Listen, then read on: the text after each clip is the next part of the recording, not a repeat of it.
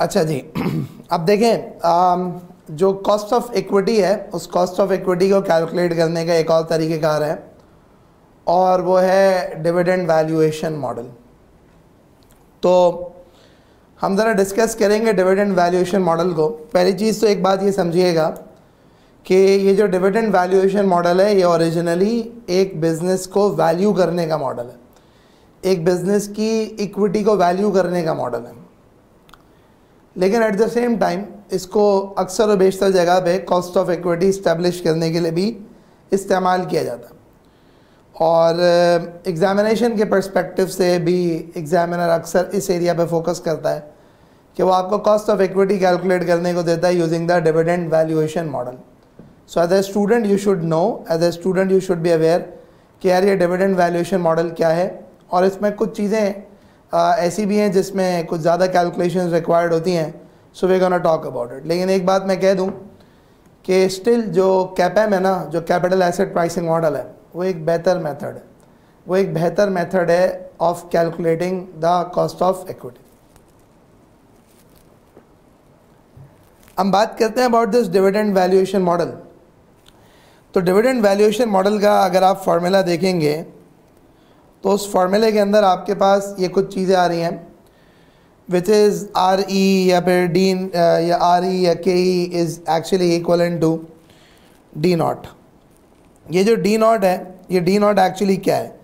ये D not आपका current dividend, आपने जो अभी डिविडेंड दिया है वो अभी दिया गया dividend is actually going to be considered as d naught. एक आपके पास है जी, और वो जी क्या है? वो डिविडेंड ग्रोथ रेट है।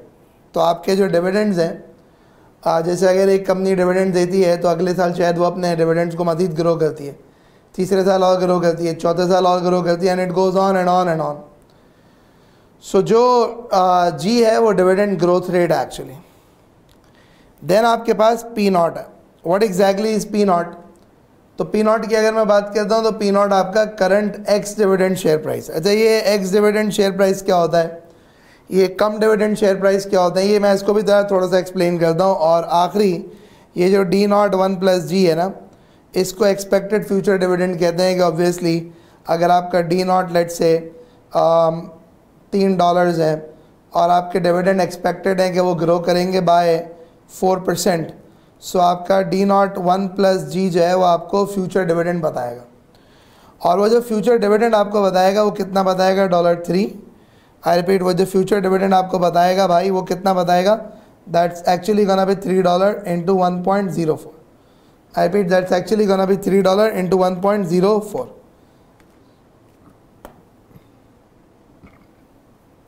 So this is actually gonna be $3.12। क्या कहलाएगा ये? $3.12। अच्छा जी, अब हम बात करते हैं और मज़ीद थोड़ी सी डिस्कशन करते हैं कि मज़ीद मामलात क्या हैं और क्या नहीं हैं। तो ये जो डिविडेंड वैल्यूएशन मॉडल है, मैंने आपसे कहा ये ओरिजिनली शेयर प्राइस की वैल्यूएशन का मॉडल है, लेकिन इस डिविडेंड वैल्यूएशन मॉडल को हम इस्तेमाल करते हैं in order to establish the cost of equity. अच्छा, अब इस डिविडेंड वैल्यूएशन मॉडल में करंट डिविडेंड तो कोई इतनी टेक्निकल बात नहीं है, डिविडेंड का ग्रोथ रेट भी कोई टेक्निकल बात नहीं है, और फ्यूचर डिविडेंड भी कोई टेक्निकल बात नहीं है। जो एक टेक्निकल बात है ना वो एक्स डिविडेंड शेयर प्राइस है कि यार ये एक्स डिविडेंड शेयर प्राइस क्या होती है। तो मैं थोड़ा सा एक्सप्लेन करता हूँ आपको। देखें, जो शेयर प्राइसेस होती हैं वो दो तरह की होती हैं। One of them is called come dividend share price and the other one of them is called x dividend share price. क्या डिफरेंस है ये कम डिविडेंड में और एक्स डिविडेंड में? तो अगर कम डिविडेंड की शेयर प्राइस की बात करते हैं तो कम डिविडेंड का एक्चुअली मतलब है क्यूमुलेटिव ऑफ डिविडेंड, और जो एक्स डिविडेंड है इसका मतलब है एक्सक्लूडिंग डिविडेंड। मैं रिपीट करता हूँ, एक आपके पास है कम डिविडेंड, एक आपके पास है एक्स डिविडेंड। कम डिविडेंड का मतलब है क्यूमुलेटिव ऑफ डिविडेंड, मतलब इंक्लूसिव ऑफ डिविडेंड, और एक्स डिविडेंड का मतलब होता है एक्सक्लूडिंग डिविडेंड। इसकी एग्जांपल ज़रा समझना वही है कि अज्यूम करें कि एक कंपनी की शेयर प्राइस जो है वो शेयर प्राइस इस वक्त चल रही है $4, और सिचुएशन को इस तरह से होती है कि वो कंपनी डिविडेंड की अनाउंसमेंट करती है और डिविडेंड की अनाउंसमेंट जो करती है वो 20 सेंट की यानी कि $0.2 की डिविडेंड की अनाउंसमेंट करती है। तो जब भी कंपनी डिविडेंड की अनाउंसमेंट करती है ना तो उसके साथ एक बुक क्लोजर डेट की अनाउंसमेंट भी होती है, और बुक क्लोजर के साथ साथ जो है वो बुक री ओपनिंग डेट की अनाउंसमेंट भी होती है। क्या होती है बुक क्लोजर डेट, क्या होती है बुक री ओपनिंग डेट, तो मैं आपको उसको थोड़ा सा गाइड कर देता हूँ। फॉर एग्जाम्पल आज है 15 जनवरी, एक कंपनी ने डिविडेंड अनाउंस किया, कर दिया डिविडेंड अनाउंस। अब अनाउंस करने के बाद क्या हो रहा है, वो ये रहा है कि वो कंपनी डिविडेंड अनाउंस करने के साथ साथ जो है इधर एक बुक क्लोजर डेट भी अनाउंस करेगी। लेट्स से वो बुक क्लोजर डेट अनाउंस करेगी 22 जनवरी, और एक जो है वो लेट्स से कि 30 जनवरी जो है बुक की री ओपनिंग डेट भी अनाउंस करेगी। देखें एक बात ज़रा समझिएगा, स्टॉक एक्सचेंज के अंदर शेयर्स की रेगुलर ट्रेडिंग हो रही होती है। Every second there is a transaction. मैं मिनट तो बहुत दूर की बात होती है, every second every millisecond there is a transaction, और ट्रांजैक्शंस हो रही होती हैं तो शेयर की ओनरशिप एक बंदे से दूसरे पे, दूसरे से तीसरे पे, तीसरे से चौथे पे, so on and so fourth, shares की ओनरशिप इधर उधर ट्रांसफ़र हो रही होती। तो अब अगर एक कंपनी के शेयर्स की ओनरशिप ट्रांसफ़र हो रही है तो मैं बीइंग अ मैनेजमेंट, मैं बीइंग अ डायरेक्टर, मैं बीइंग अ कंपनी, मैं किस बंदे को डिविडेंड दूँ, क्योंकि ये तो हर सेकंड चेंज हो रहा है। तो उसके लिए क्या करते हैं, उसके लिए एक बुक क्लोजर डेट अनाउंस करते हैं। क्या मतलब बुक क्लोजर डेट अनाउंस करते हैं कि भाई ये 22 जनवरी है ना, इस 22 जनवरी को शेयर होल्डर रजिस्टर क्लोज हो जाएगा। अब शेयर होल्डर रजिस्टर क्लोज होने का मतलब है कोई शेयर ट्रांसफ़र नहीं होगा किसी के नाम पे भी, ना लेने वाले के ना बेचने वाले का, किसी के नाम पे शेयर ट्रांसफ़र नहीं होगा, बस जिसके नाम पे शेयर है उसके नाम पे रहेगा। तो बेसिकली ये जो टाइम पीरियड है ना, ये टाइम पीरियड 15 जनवरी से लेके 22 जनवरी तक, इस पे जो $4 का शेयर था उसमें 0.2 अब ऐड हो गया, so this is actually gonna become $4.2। ये जो $4 का शेयर है ना, इसमें $0.2 ऐड हो गया, तो ये कितना हो गया $4.2। बात समझना, हर वो बंदा जो इस टाइम पीरियड के दरमियान शेयर खरीद रहा है, हर वो बंदा जो इस टाइम पीरियड के दरमियान शेयर खरीद रहा है, he is entitled to dividend, he is entitled to dividend. Dividend की इंटाइटलमेंट है उसकी। क्या मतलब डिविडेंड की इंटाइटलमेंट है कि भाई उसको डिविडेंड मिलेगा कंपनी का। अब बात समझना ज़रा, तो यहाँ पे कंपनी का जो शेयर है ना वो $4.2 पर ट्रेड कर रहा होगा, बट जैसे ही 22 जनवरी आई तो ये शेयर प्राइस $4 पे आके खड़ी हो जाएगी। क्यों? क्योंकि उसकी रीज़न है कि 22 जनवरी को बुक क्लोज हो गई। अब आप जिसको भी बेच लो उसको सिर्फ शेयर मिलेगा, उसको डिविडेंड नहीं मिलेगा। अब आप जिसको भी बेच लो उसको सिर्फ शेयर मिलेगा, उसको डिविडेंड नहीं मिलेगा। तो इस टाइम पीरियड में कोई भी बंदा शेयर खरीद ले, उसके नाम पे शेयर ट्रांसफ़र ही नहीं होगा इस पीरियड में, क्योंकि बुक्स तो रीओपन होंगी 29-30 जनवरी को, और फिर उसके बाद शेयर होल्डर रजिस्टर अपडेट होना शुरू होगा। तो whosoever has purchased the share till 22 January is entitled to dividend, 22 जनवरी के बाद वाले को डिविडेंड नहीं मिलेगा। तो ये जो शेयर प्राइस है, ये शेयर प्राइस कहलाती है cum dividend share price, because इधर शेयर जो ट्रेड हो रहा होता है वो अपनी वैल्यू प्लस डिविडेंड की अमाउंट मिला के ट्रेड हो रहा होता है। और ये जो यहाँ पे $4 की प्राइस हो जाएगी, इसको कहते हैं एक्स डिविडेंड। ये जो यहाँ पे $4 की प्राइस हो जाएगी, इसको हम कहते हैं एक्स डिविडेंड। तो आप एक चीज़ याद रखिएगा कि एक होता है cum dividend share price which is cumulative of dividend, और एक होती है ex dividend share price which is excluding of dividend. तो यहाँ पे जो डिविडेंड वैल्यूएशन मॉडल है, उस डिविडेंड वैल्यूएशन मॉडल के अंदर जो प्राइस यूज़ की गई है P0, वो P0 actually x dividend share price है, वो कम डिविडेंड शेयर प्राइस नहीं है। आई रिपीट, वो क्या है? वो एक्स डिविडेंड शेयर प्राइस है, वो कम डिविडेंड शेयर प्राइस नहीं है।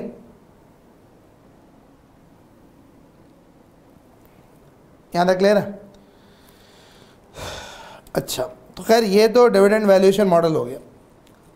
अब इम्पॉर्टेंट चीज़ ये है कि इस डिविडेंड वैल्यूएशन मॉडल की एक बेसिक एग्जांपल लेते हैं, इसको अप्लाई करते हैं, देखते हैं और फिर सिलसिला आगे बढ़ाते हैं। आपको कहता है a share as a current market value of 96 cents and the last dividend paid was 12 cent. तो भाई ये जो है ना, ये पी नॉट है, ये डी नॉट है। The expected annual growth rate of dividend is 4% और ये आपका क्या है, ये जी है। आपको कह रहा है ये बताओ कॉस्ट ऑफ इक्विटी कैपिटल क्या है। तो भाई कॉस्ट ऑफ इक्विटी कैपिटल यानी k e is equal to d naught 1 plus g divided by p naught plus. अब सिचुएशन ये है कि आप सेंट्स में चाहे सेंट्स में कैलकुलेट कर लें, डॉलर्स में चाहे डॉलर्स में कैलकुलेट कर लें। सो ये 12 सेंट्स है।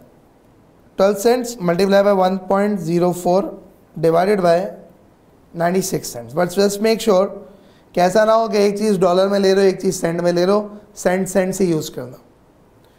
प्लस उसके अलावा जो है वो आपके पास ग्रोथ रेट है और वो है 4%।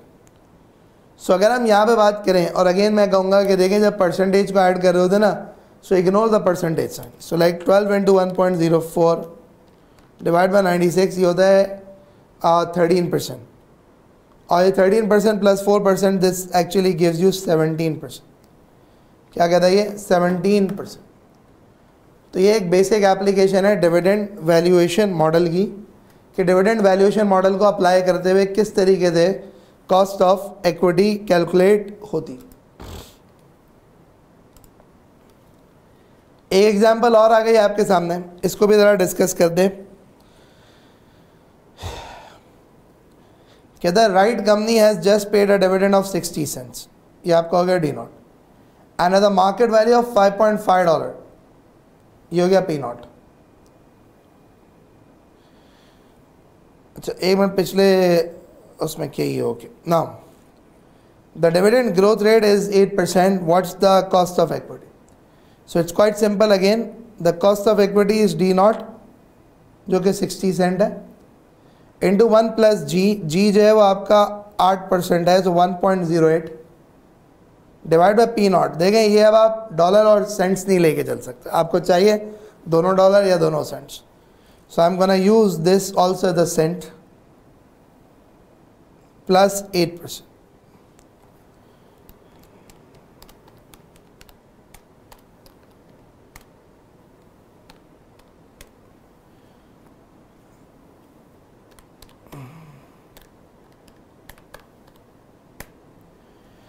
सो ये आपका हो जाता है 19.78%, which makes it 19.8%, which makes it 19.8%।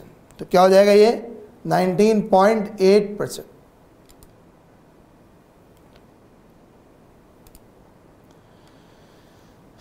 अच्छा जी, अब थोड़ा सा सिलसिला और आगे बढ़ाते हैं और डिस्कशन करते हैं कि ये जो डिविडेंड वैल्यूएशन मॉडल है, इस डिविडेंड वैल्यूएशन मॉडल के अंदर डिविडेंड का जो ग्रोथ रेट है ना, वो ग्रोथ रेट की एस्टिमेशन एक चीज़ है। तो ये जो डिविडेंड की ग्रोथ रेट है, इस डिविडेंड के ग्रोथ रेट को कैसे एस्टिमेट करते हैं, कैसे नहीं करते, तो इसके लिए मैं आपको कुछ थोड़ी सी गाइड करता हूँ। वो गाइड मैं ये करता हूँ आपको कि देखो दो तरह के आई रिपीट, दो तरह के जो ना वो बेसिकली मॉडल्स हैं। और वो क्या दो तरह के मॉडल्स हैं? One of them is basically आप ग्रोथ रेट इस्टेब्लिश करते हैं यूजिंग हिस्टोरिकल ग्रोथ रेट, और एक तरीका होता है आप करंट री इन्वेस्टमेंट लेवल्स के थ्रू इस्टेब्लिश कर लेते हैं। क्या होता है using the historical growth rate? मैं जनरली थोड़ा सा समझा देता हूँ कि मे बी पॉसिबल ये पकड़ें 2015 में आपकी कंपनी ने डिविडेंड दिया $1.5 और आज 2020 में आपकी कंपनी जो डिविडेंड दे रही है वो लेट से $2.1 दे रही। तो अगर $1.5 का डिविडेंड दिया 2015 में और 2020 में $2.1 दे रहा है, तो इसका मतलब ये डिविडेंड यहाँ से यूं यूं यूं यूं ग्रो करता हुआ यहाँ पे पहुँचा है ना भाई। So what exactly are we gonna do? Let's just try to understand.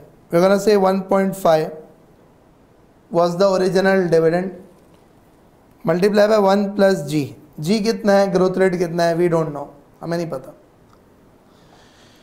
इसको आप पावर लगाएंगे इसके ऊपर, कितने साल की पावर है कि 15 में अगर दिया था तो 15 के बाद एक ग्रोथ है 16, एक है 17, एक है 18, एक है 19 और एक है 20, 5 बार गिरो हुआ। सो ये जो डिविडेंड है ये कितनी बार गिरो हुआ, ये 5 बार गिरो हुआ। अब 5 बार गिरो के कितने पे पहुंचा, 2.1 पे। तो अब अगर आपको इसकी डिविडेंड की ग्रोथ रेट निकालना है,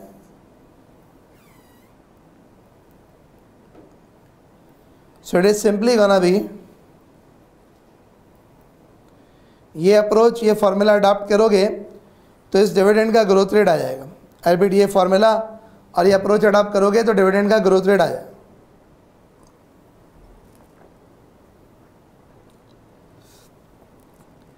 अच्छा, बहुत सारे लोग जो है, बहुत सारे लोग इसको जो है वो इस तरीके से भी लिखते हैं।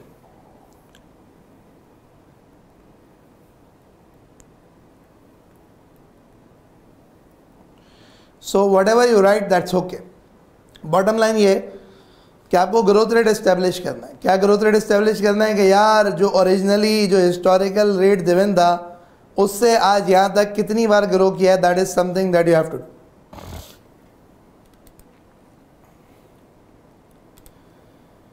सो यहाँ पे आपके सामने इसका फार्मूला भी गिवन है और वही है लेटेस्ट डिविडेंड। यानी जैसे अगर फॉर एग्जांपल आपको 2023 का डिविडेंड गिवन है और आपको 2017 का डिविडेंड गिवन है, सो आप 2023 के डिविडेंड को डिवाइड करेंगे 2017 के डिविडेंड से।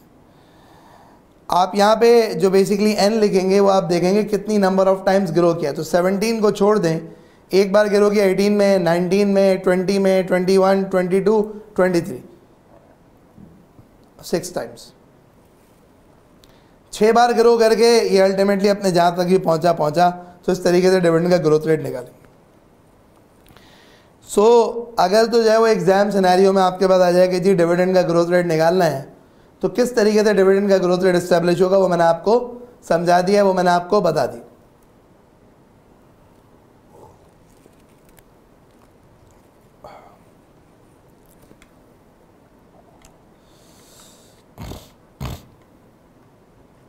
ये एक एग्जाम्पल है। इस एग्जाम्पल के अंदर अगर हम देखें तो आपके पास सिचुएशन को इस तरह से है कि 2001 का डिविडेंड गिवन है 1.5, 2005 का गिवन है 2.62। कहता है using the data above calculate dividend growth rate using historical growth model.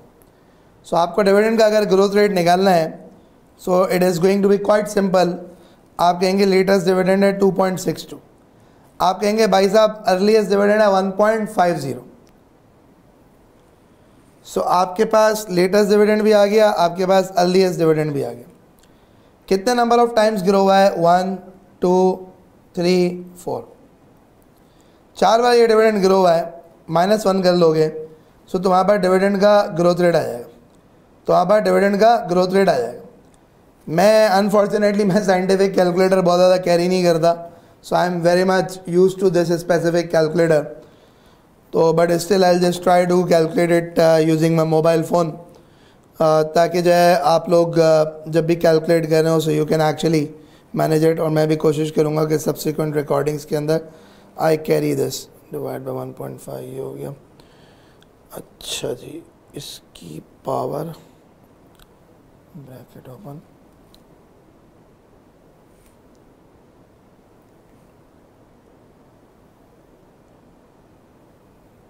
-1। Okay जी, तो ये 14.96% डिविडेंड ग्रोथ रेट आ रहा है। क्या आ रहा है, 14.96%।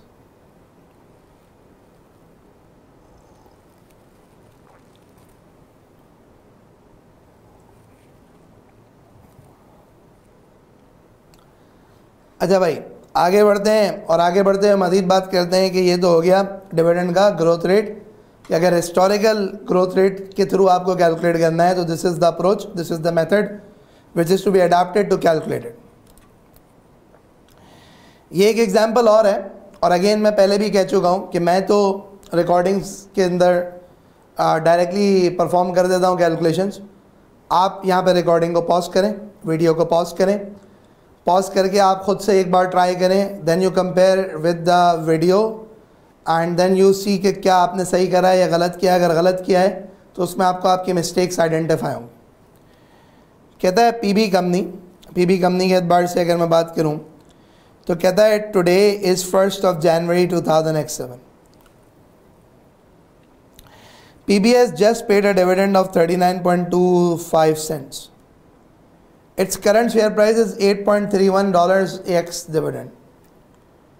Previous dividends have been paid on 31st December 2005 as follows. तो आप आज खेड़े में 1 जनवरी 7 को आज डिविडेंड दिया है, या मे बी लेट्स से 6 का डिविडेंड है ये 31st December x 6 का dividend.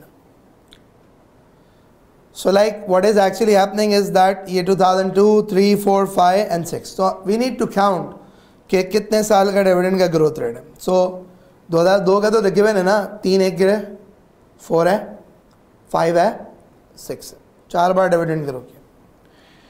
So what are you actually gonna do? You're gonna say growth rate is equivalent to 39.25 divided by 30 power 1/4 minus 1. Again मेरी थोड़ी लिमिटेशन है यहाँ पे कि I don't have a scientific calculator right now, तो मुझे एक कैरी करना पड़ेगा। I realise this thing, power 1 divided by 4.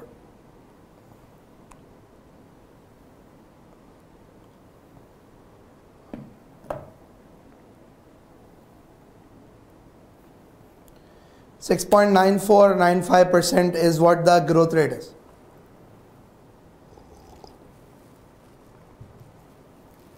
So मैं रिपीट करता हूँ, आपका जो डिविडेंड का ग्रोथ रेट है वो क्या हो गया? 6.95%।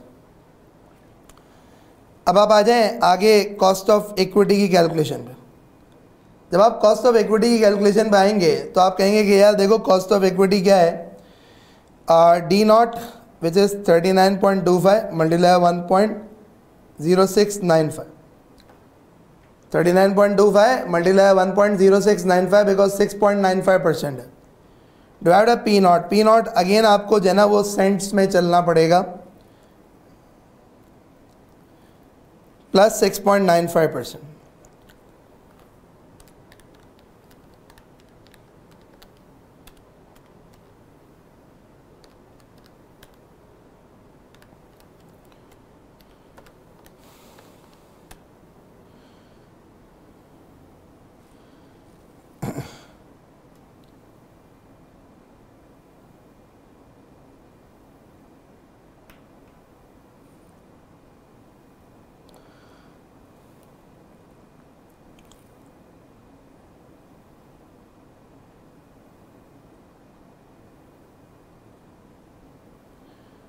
ओके, सो ये आपने कैलकुलेट करना पड़ेगा,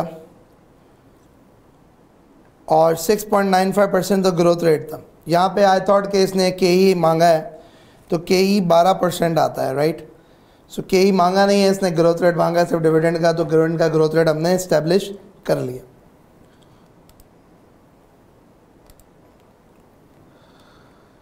आगे बढ़ते हैं, और आगे बढ़ते हुए एक और मेथड है जो कि डिविडेंड का ग्रोथ रेट कैलकुलेट करने का मॉडल है। उस मॉडल को भी थोड़ा सा डिस्कस करते हैं कि यार वो मॉडल एक्चुअली क्या है।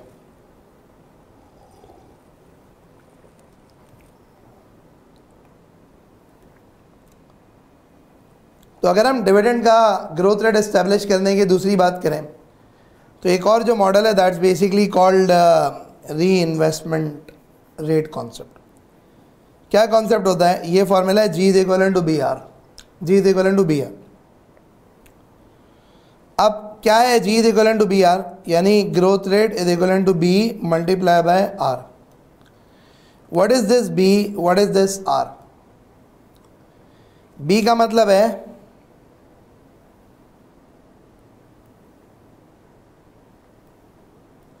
Retention ratio.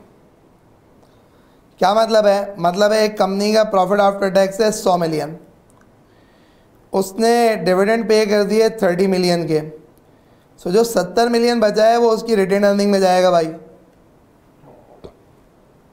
आई रिपीट, एक कंपनी का प्रॉफिट आफ्टर टैक्स है 100 मिलियन, डिविडेंड है 30 मिलियन के, तो रिटेन अर्निंग कितनी हो गई? 70 की।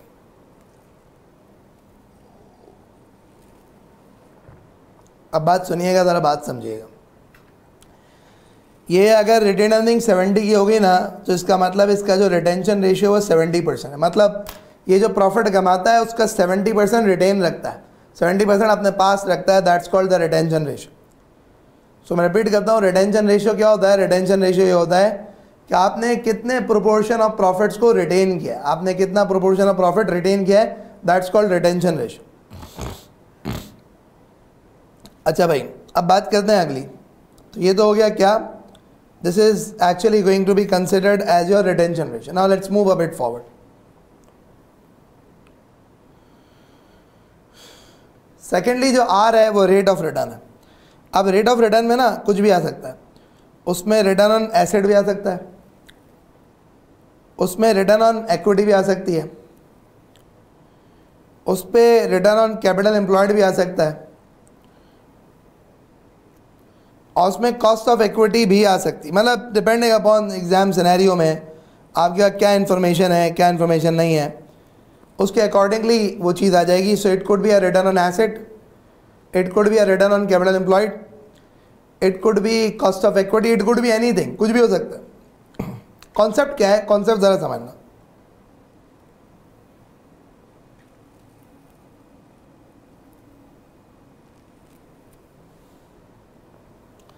अब ज़रा समझिएगा, अब ज़रा देखिएगा ज़रा बात को। बेसिकली क्या है, आपने कहा कि यार अब क्या करूँ इसको मैं ना।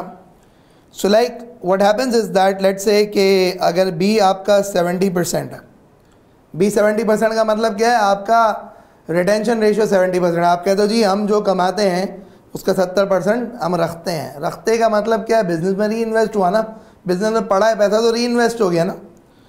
और लेट्स से कि आपका रेट ऑफ रिटर्न 10% है, कि what ever money that you invest you get a 10% return on this. So ultimately जो आपके पास ग्रोथ रेट हो जाएगा वो 7% हो जाएगा। कैसे? 70% इंटू 10। तो हर वो पैसा जो लगाते हैं उस पर 10% रिटर्न आता है। तो अगर इस साल का जो प्रॉफिट कमाया है उसका 70% लगा देंगे तो 70% भी 10% रिटर्न देगा, तो इसका मतलब ग्रोथ हो जाएगी अर्निंग में 7%। That's how things are. अब it that's how things are.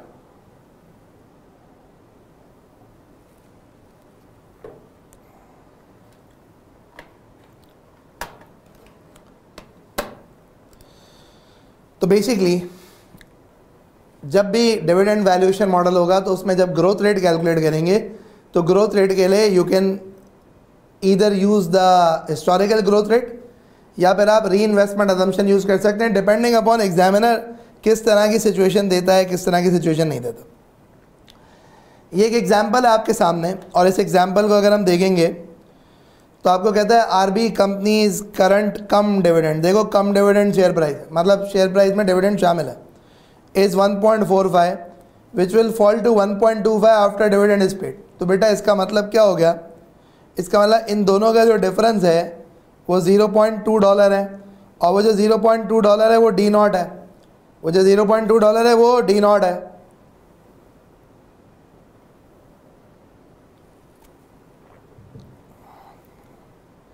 तो आपके पास क्या हो गया? Current cum dividend share price कितनी है? 1.45, और इट विल फॉल टू 1.25, यानी कि आपका जो डी नॉट है वो कितना है? 0.2। तो ये हो जाएगा आपका P not x dividend share price. कह रहा है डिविडेंड पे आउट रेशियो 60% है। पे आउट रेशियो, पे आउट का मतलब होता है जो प्रॉफिट में से डिविडेंड दे रहे हैं वो 60% दे रहे हैं। सो भाई इसका मतलब रिटेंशन रेशियो 40% है। अगर तुम 60% प्रॉफिट बांट रहे हो तो 40% जो है वो रिटेंशन है। And expected return on the funds that are reinvested is this. कह रहा है कॉस्ट ऑफ इक्विटी बताओ। तो भाई सबसे पहले तो ग्रोथ रेट निकाल ले, 40% मल्टीप्लाई बाय 30%,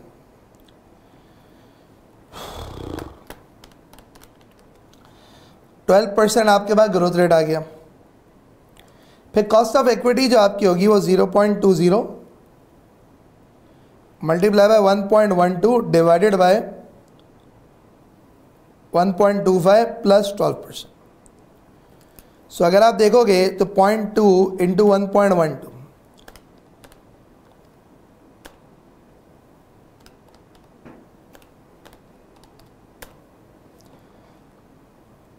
29.92% जो है वो आपके पास कॉस्ट ऑफ इक्विटी आ गई।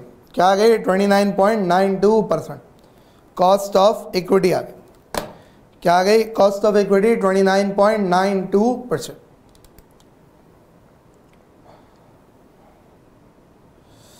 सो बेसिकली हमने कॉस्ट ऑफ इक्विटी को कैलकुलेट करना सीख लिया कि किस तरीके से डिविडेंड वैल्यूएशन मॉडल के थ्रू भी कॉस्ट ऑफ इक्विटी कैलकुलेट होती है, और उसमें दो इंपॉर्टेंट एरियाज थे। One of them was the growth rate using historical growth model, और एक और जो चीज़ थी वो आपका था that was the growth rate using री इन्वेस्टमेंट।